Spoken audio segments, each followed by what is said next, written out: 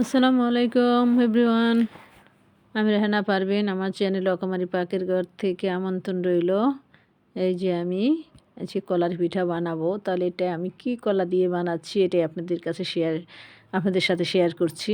আশা করি ভালো লাগবে। এই যে দেখেন এখানে আমি 2টা কলা নিয়েছি।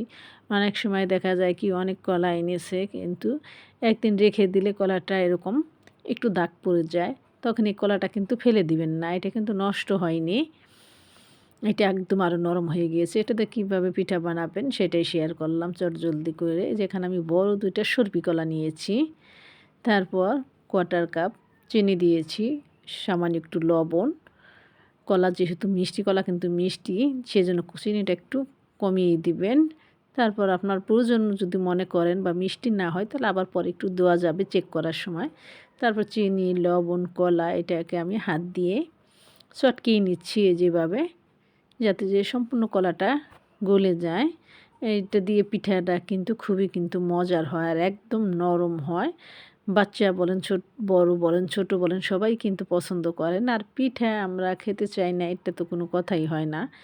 আগে তো আমাদের মা চাচিরা কত পিঠা বানিয়ে রাখতো, আমরা নিতাম পাতিল থেকে বা বাড়ির থেকে খেয়ে খেলতে যেতাম বা নিয়ে যেতাম এরকম। এখন তো আমরা সবাই এত ব্যস্ত থাকি যে বাচ্চারাও পিঠার অনেক নামই বলতে পারে না, বড়রাও ভুলে যায়।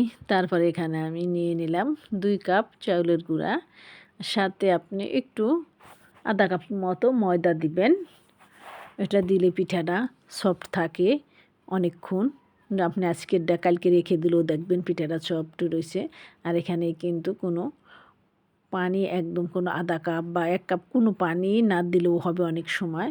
তো যদি প্রয়োজন মনে করেন তবে সামান্য 1 টেবিল চামচের মতো পানি দিবেন। এই যে দেখেন আমি 1 টেবিল চামচের মতো দিয়েছি, তাই একদম মাখানো হয়ে গিয়েছে। যেহেতু কলাটা তো চিনির সাথে যখন মেখে নিলাম তখন কিন্তু নরম হয়ে গিয়েছিল বন্ধুরা, সেটা তো দেখতেই পেয়েছেন। তারপরে যে এরকম একটা ডো আমি করে নিলাম। এই যে দেখেন এরকম, এটা কোনো রেস্টে রাখা লাগবে না, কোনো ঝামেলাই নেই। তারপরে যে আমি প্যানে তেল দিয়ে দিচ্ছি, আপনাদের যেন একটু হলেও উপকারে আসে সেটার চিন্তা করেই রেসিপিটা আপনাদের সাথে শেয়ার করলাম।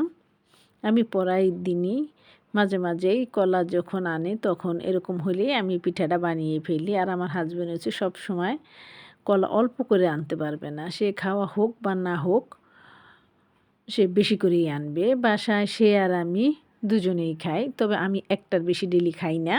সে হয়তো অনেক সময় 2টা খায়, তারপর কলাগুলি এভাবে থেকে যায়, তখন আমি এই যে এটা করে ফেলি।